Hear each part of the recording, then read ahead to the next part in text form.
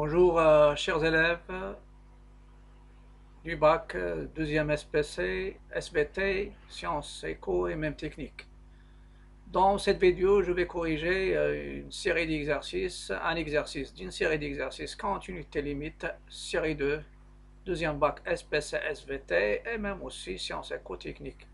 Et c'était déjà donné dans ma page Facebook que j'ai déjà indiqué ici et la correction, maintenant je viens de donner la correction dans ma chaîne YouTube. L'exercice 2, soit f, la fonction définie par, parce que déjà j'ai barré bien sûr sur, car lorsque je dis définie sur R, je ne demande pas le domaine de définition. Donc, soit la fonction f définie par, il est défini par morceau, f de x c'est la racine de x moins 1 moins 3, x supérieur ou égal à 1, f de x égale x carré plus x moins 2 sur x moins 1, x inférieur strictement à 1. Donc la fonction f, il est défini par deux fonctions. Comme si vous avez une fonction ici, je l'appelle f1, et c'est la restriction de f sur l'intervalle fermé 1 plus l'infini, et f2, c'est la restriction de f sur l'intervalle ouvert moins l'infini 1. Donc, sur l'intervalle 1 plus l'infini, la fonction f, voilà son expression. Et sur moins l'infini 1, ça change d'expression. Donc, normalement, le domaine de définition de f, la limite en plus l'infini, la limite en moins l'infini. Donc, il faut voir quel morceau je vais utiliser. Donc, l'intervalle 1 plus l'infini, il y a plus l'infini. Donc, en plus l'infini, je travaille, je calcule la limite de ce morceau, de cette expression. Et en moins l'infini, je prends la limite, ou bien je calcule la limite de ce morceau. Après étudier la quantité de f au point 1, bien sûr, ça c'est à droite et à gauche en calculant les limites. Étudier la continuité sur R, ça c'est les opérations, c'est-à-dire les opérations. Il faut utiliser les opérations. Après, soit j'ai la restriction de f sur l'intervalle ouvert 1 plus l'infini, donc c'est cette expression, sauf j'exclus le 1. Montrer que g admet une fonction réciproque g-1 sur un intervalle g à déterminer, donc la continuité est la stricte monotonie. Déterminer g-1 de x pour x appartenant à j, et après résoudre l'équation g-1 de x égale 2. Je passe aux solutions. Pour les solutions, ce genre, si vous avez deux fonctions, vous avez intérêt à considérer deux fonctions. Par exemple, tu considères la fonction f1 et la fonction f2. C'est mieux. Voilà, pour différencier, pour que ça sera facile pour vous. f1 de x, c'est la racine de x moins 1 plus 3, et x supérieur ou égal à 1, ça veut dire à partir de l'intervalle 1 plus l'infini. Et l'autre, f2 de x, c'est x carré plus x moins 2 sur x moins 1, x inférieur strictement de 1, ça veut dire qu'il parcourt l'intervalle, ou bien il appartient à l'intervalle moins l'infini 1 over 1. Donc, cherchons d de f qui est l'union de domaine de définition. Il ne faut pas dire que celle-ci, le domaine de définition de la première avec cette condition et le domaine de définition de la deuxième avec cette condition. Vous avez df1, c'est quoi? C'est l'ensemble des x qui vérifie la propriété de répartition, de partition de l'ensemble R, et avec la condition, il faut que ce qui est à l'intérieur soit positif ou nul pour que la racine existe. Donc, c'est l'ensemble des x appartenant à 1 plus l'infini, tel que x est supérieur ou égal à 1, et je sais que l'intervalle 1 plus l'infini, c'est l'ensemble des x de R, tel que x est supérieur ou égal à 1. Donc, voilà df1. df2, c'est l'ensemble des x appartenant à l'intervalle moins l'infini 1, ou bien j'ai l'ensemble des x de R, tel que x inférieur à 1. Et il faut ajouter la condition x moins 1 différent de 0. Ça vous donne l'ensemble des x de l'intervalle ouvert moins l'infini 1 et x différent de 1. Et on voit que cet intervalle, le 1 n'est pas un élément, n'appartient pas à cet intervalle, donc ça reste l'intervalle moins l'infini 1. Maintenant, quel est le domaine de la fonction f? Le domaine de la fonction f, c'est l'union des deux intervalles. Donc je prends moins l'infini 1 over 1. 1 plus l'infini fermé en 1, et il y a les intervalles. Donc le domaine de f, c'est l'ensemble R entièrement. C'est-à-dire, si de moins l'infini 1, il est ouvert et après il est formé, donc le 1 il appartient à l'union, donc c'est l'ensemble R et c'est l'intervalle moins l'infini plus l'infini. Après, je cherche les limites au bornes du domaine. La limite en moins l'infini de f de x, c'est la limite de f1. Et c'est la limite de x carré plus x moins 2 sur x moins 1. Si vous ne voulez pas utiliser cette expression, vous pouvez faire directement le calcul.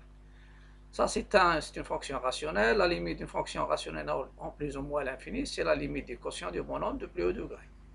Donc, c'est la limite de x carré sur x. En simplifiant, ça reste 1 sur x.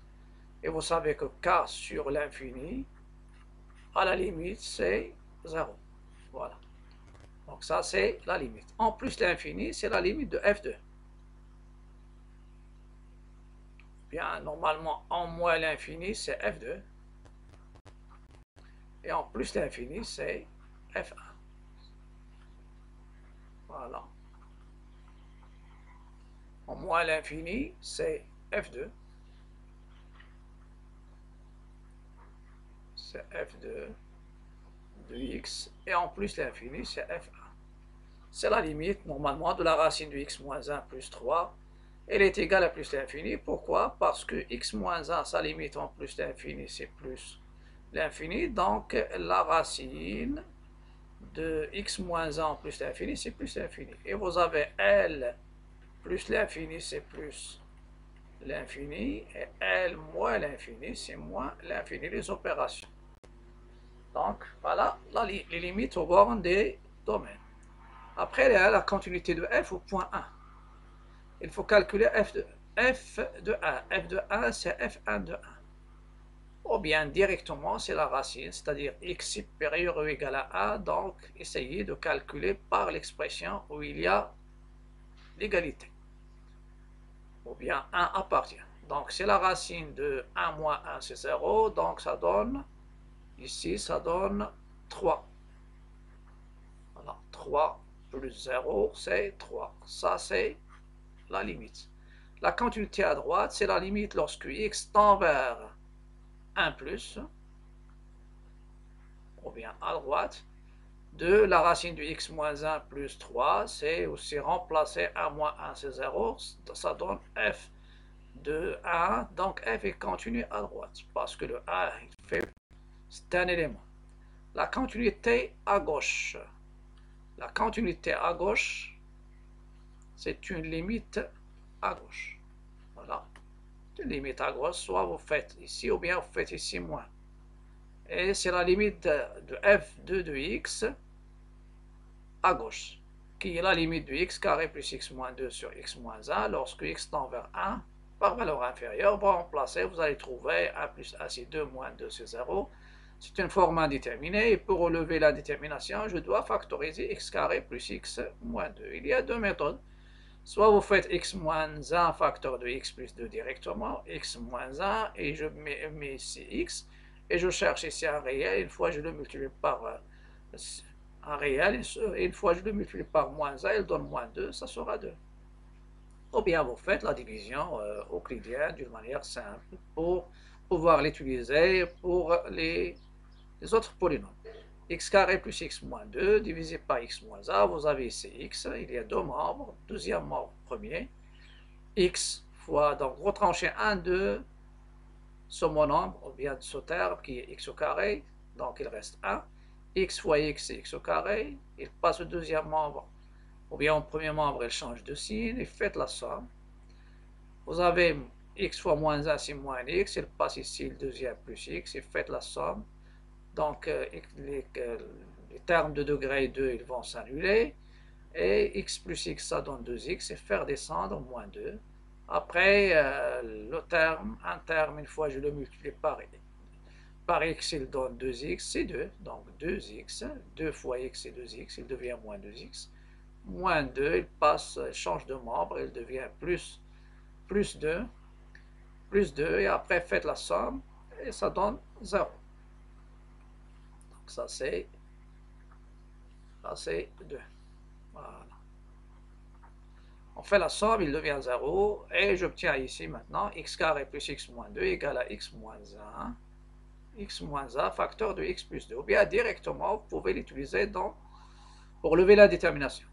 Donc la limite lorsque x tend vers 1 moins, ou bien à gauche, c'est la limite de x moins 1 facteur de x plus 2 sur x moins 1, simplifié par ce qui donne la forme indéterminée 0, 0, c'est-à-dire x moins a ici c'est 1, et ça donne une limite, ça reste une limite de x plus 2, lorsque x tend vers 1, c'est 1 plus 2 c'est 3, c'est f1. Donc f est continu à droite, la première c'était, normalement ici, elle est continue à droite, et maintenant c'est continu à gauche. Parce que c'est la limite, elle est à gauche. À gauche au point A. D'où f est continu à gauche au point A, et de A et 2, on obtient f continu au point 2, parce qu'il y a la continuité à droite, la continuité à gauche. Après, il y a la continuité sur l'intervalle R. Donc, je vais le diviser en deux intervalles, c'est-à-dire l'intervalle 1 plus l'infini, ça dépend de la division de l'ensemble R.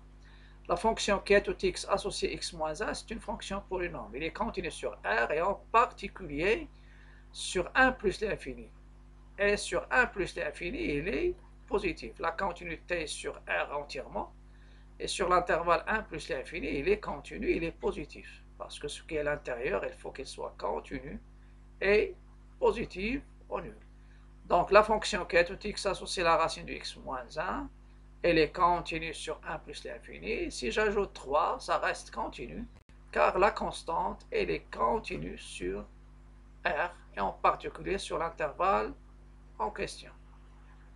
Pour la deuxième, la continuité sur l'intervalle moins l'infini 1. La fonction qui est tout x associée x carré plus x moins 2 sur x moins 1, c'est une fonction rationnelle, rapport de deux fonctions polynômes. Donc il est continu sur son domaine qui est R moins 1, qui est l'union des deux intervalles moins l'infini 1 et l'intervalle 1 plus l'infini qui sont ouverts, et en particulier sur l'intervalle 1 plus l'infini. Et comme f, il faut aussi ajouter, puisqu'il est continu sur les deux intervalles, et ça reste la continuité au point qui est de liaison entre les deux intervalles, pour que les deux morceaux de courbe, bien sûr, seront, bien sûr, il y a la continuité au point de coordonnées 1, 3. Donc c'est un point de raccord entre les deux morceaux. Et comme f est continu au point 1, alors f est continu sur R. Je passe maintenant à la question 4. La question 4, ils ont considéré G, la restriction de f sur l'intervalle 1 plus l'infini.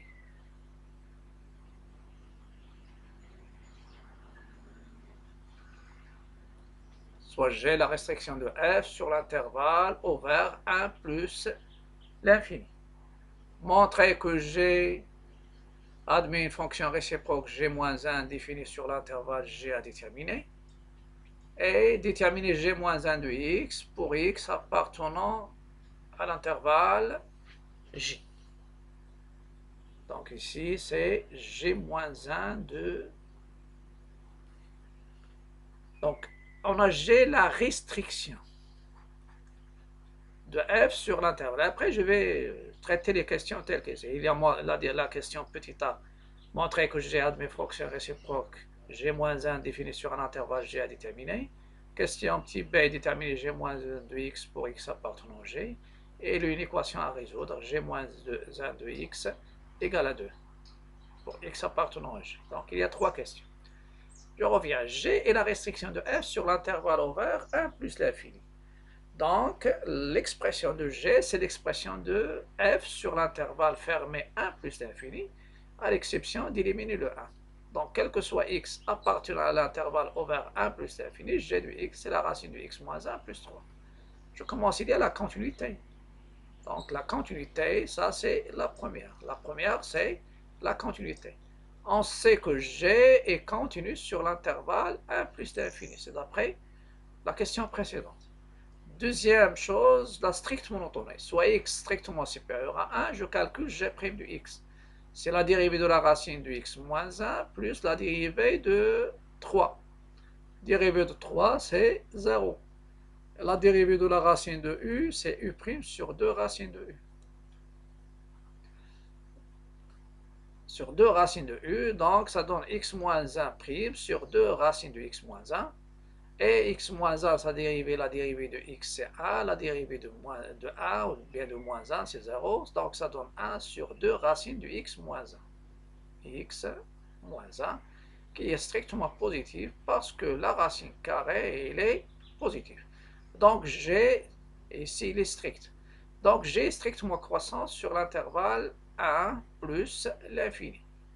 Et de 1 et 2, on déduit que g admet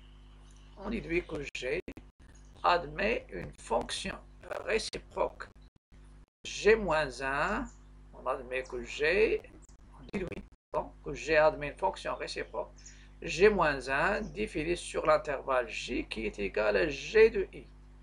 G de i, c'est quoi? C'est f de l'intervalle ouvert 1 plus l'infini. Je sais que f est défini au point 1.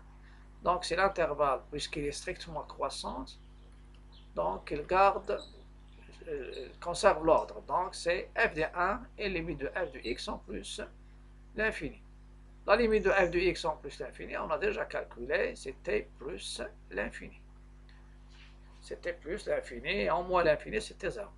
Maintenant, déterminant g moins 1 de x pour x appartenant à j.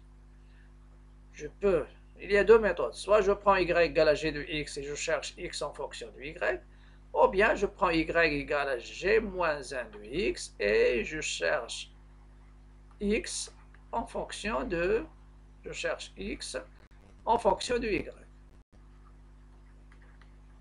Fonction de y. Si je prends y en fonction de x, et le x, il faut faire attention ici, x, il appartient à l'intervalle qui est le domaine de g-1, donc il appartient à j. Et le y, ça sera bien sûr, il joue le rôle de x. Soit vous utilisez ça directement, ou bien vous pouvez utiliser les méthodes que j'ai déjà utilisées précédemment, c'est-à-dire je prends y égale à g de x avec x appartenant à i, et je cherche x et y appartenant à j, et je cherche x en fonction de y. Mais si je vais chercher y, oui, je cherche x en fonction de y en fonction de x. Oui, je cherche y en fonction de x, exactement. Parce que y, c'est quoi? Vous avez y, c'est g-1 de x. g-1 de x. Donc, x, il est dans le domaine de g-1. Donc, il est ici. Dans 3 plus l'infini. Et le x, il est dans l'intervalle y l'intervalle i. Donc, vous avez directement, vous pouvez passer à la fonction g qu'on connaît. Y égale à g-1 de x, équivalent g de y égale à x. Ça veut dire y ici, c'est dans l'ensemble de départ de g qui est i. Et le x, elle est dans l'ensemble de départ de g-1, ou bien l'ensemble d'arrivée de g, qui est l'intervalle j. Par équivalence, g de y, c'est quoi? C'est la racine de y moins 1, et il y a le plus 3 à l'extérieur, qui est égal à x. Je fais passer le 3 au deuxième membre, ça donne la racine de y moins 1 égale à x moins 3. Ce x moins 3, pour passer au carré, il faut qu'il soit positif. C'est le cas parce que x dépasse supérieur à 3, donc x moins 3 est positif. Donc je peux élever les deux membres au carré par équivalence. Et ça va me donner y moins 1 égale à x moins 3 le tout au carré. Et ça me donne l'expression du y qui est 1 plus x moins 3 au carré. Et cette expression, c'est quoi? C'est l'expression de g moins 1 de x. Vous pouvez laisser comme ça ou bien développer. Et puisque vous avez une équation à résoudre, donc c'est mieux, vous pouvez la laisser comme ça. Voilà, donc g moins 1 de x. Et si vous partez de y égale à g de x, c'est-à-dire avec x appartenant à y appartenant à j, vous allez trouver g moins 1 de y égale à 1 plus y moins 3 au carré. Et le y, ça sera dans 3 plus l'infini. Et vous changez y en x, pardon. Après, résoudre l'équation dans J, l'équation G-1 de x égale à 2. On a deux méthodes. G-1 de x égale à 2, équivalent x égale à G de 2. Et ça donne l'expression de G, on a l'expression de G. Donc x c'est la racine, remplacer x par, dans G, G2, c'est ça G2, y. Y par 2, donc 2 moins 1 ça donne 1, plus 3. Donc ça donne 4. Donc x, et ce x bien sûr, il appartient à l'intervalle, J, puisqu'il est supérieur ou égal à 3. Voilà. Donc c'est solution. Ou bien je peux utiliser cette expression. Ou bien G-1 de x égale à 2, équivalent à 1 plus x moins 3 le tout au carré égale à 2, une équation. Ça donne x moins 3 au carré égale à 2 moins 1 qui est égal à 1. Et vous avez, si vous avez x carré égale à positif ou nul, ça vous donne x égale racine de a ou x égale moins racine de a. Voilà. Donc, x moins 3 égale à racine de 1 ou x moins 3 égale à moins racine de 1. Celle-ci, ça me donne x égale à 3, à 4. 1 plus 3, c'est 4. Et ou x égale moins 1 plus 3, c'est 2. Et la solution convenable, c'est 4, car x est supérieur à 3.